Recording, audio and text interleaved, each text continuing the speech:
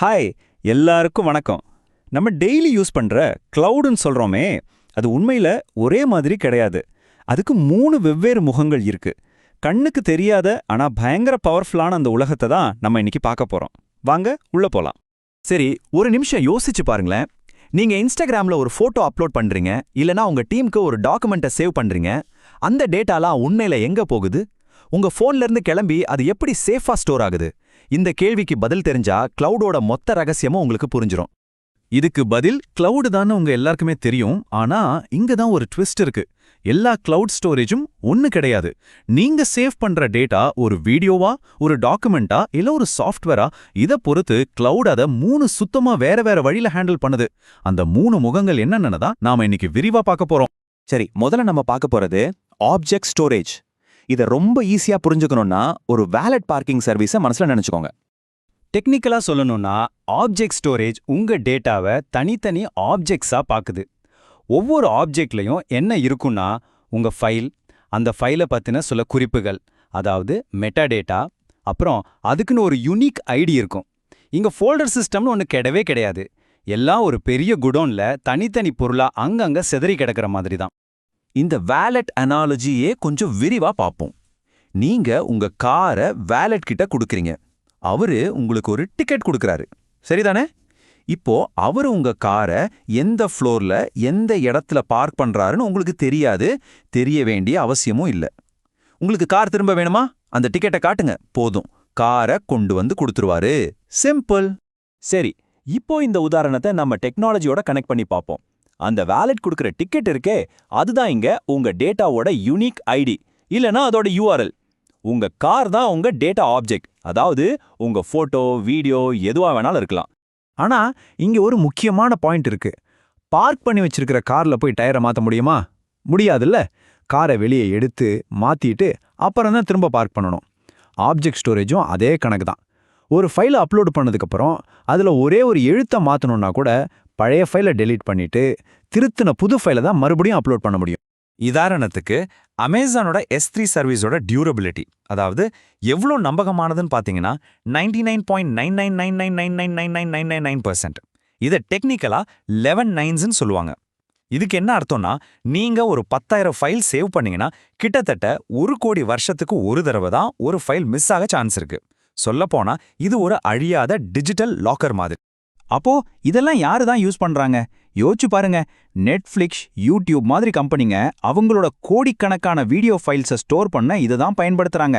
அது மட்டும் இல்ல, நம்மளோட முழு ஹார்ட் டிரைவையும் ரொம்ப கம்மி செலவுல பேக்கப் எடுக்கிறதுக்கும், ஏன் சர்வரே இல்லாம ஒரு சிம்பிளான வெப்சைட்டை ரன் பண்றதுக்கும் இது ரொம்பவே யூஸ்ஃபுல். ஓகே, வேலட் பார்க்கிங் மாதிரி பெரிய ஃபைல்ஸ் ஸ்டோர் பண்ண ஆப்ஜெக்ட் ஸ்டோரேஜ் இருக்கு.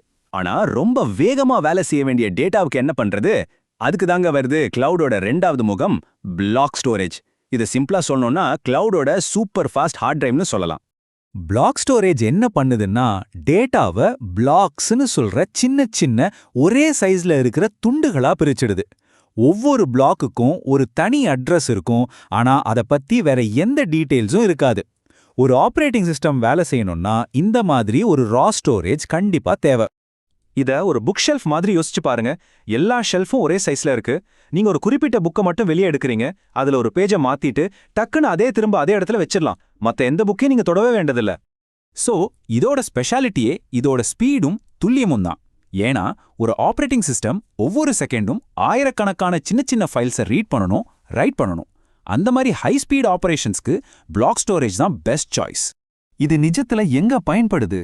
நாம யூஸ் பண்ற ஒவ்வொரு கிளவுட் சர்வரோட சி டிரைவ் மாதிரி இதுதான் வேலை செய்யுது.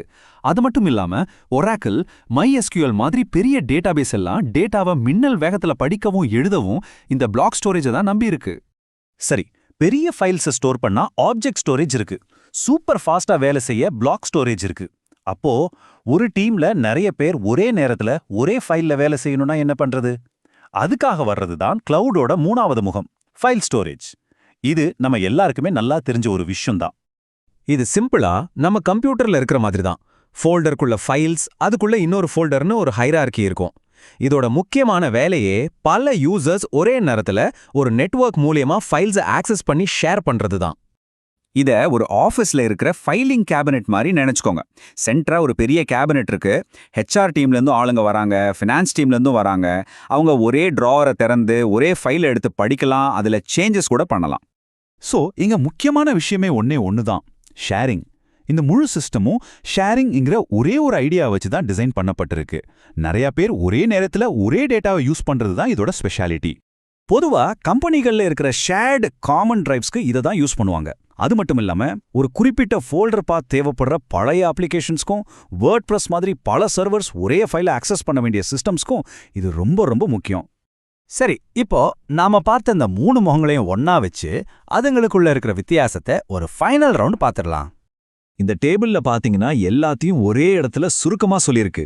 ஆப்ஜெக்ட் ஸ்டோரேஜ் நம்ம வேலட், பெரிய ஃபைல்ஸை ரொம்ப சீப்பா ஸ்டோர் பண்ணும் ஆனா கொஞ்சம் ஸ்லோ. பிளாக் ஸ்டோரேஜ் நம்ம புக் ஷெல்ஃப், பயங்கர ஃபாஸ்டா இருக்கும் ஆனா காஸ்ட்லி. கடைசியா ஃபைல் ஸ்டோரேஜ் நம்ம கேபினெட், ஈஸியா ஷேர் பண்றதுக்காகவே உருவாக்கப்பட்டது. பாத்தீங்களா, ஒவ்வொன்றுக்கும் ஒரு தனி ஸ்பெஷாலிட்டி இருக்கு. ஸோ இதிலிருந்து நாம தெரிஞ்சுக்க வேண்டிய முக்கியமான விஷயம் என்னன்னா, இது 3ம் ஒண்ணுக்கொன்னு போட்டி கிடையாது. ஒவ்வொன்றும் ஒரு குறிப்பிட்ட வேலைக்கான ஸ்பெஷல் டூல் மாதிரி. கிளவுட்ல நீங்க ஏதோ உருவாக்குனாலும் சரி, சரியான டூலை செலக்ட் பண்றது தான் ஜெயிக்கிறதுக்கான ஒரே வழி. நீங்க ஆன்லைன்ல பண்ற ஒவ்வொரு விஷயத்துக்கும் பின்னாடி ஒரு நியூஸை படிக்கிறதுல இருந்து ஒரு போட்டோவை லைக் பண்றது வரைக்கும் இந்த 3 சிஸ்டம்ல ஏதோ ஒன்னு வேலை செஞ்சுட்டே இருக்கு. அப்போ ஒரு நிமிஷம் யோசிங்க. இப்போ இந்த நிமிஷத்துல நீங்க இந்த 3ல எதை யூஸ் பண்ணிட்டு இருக்கீங்க?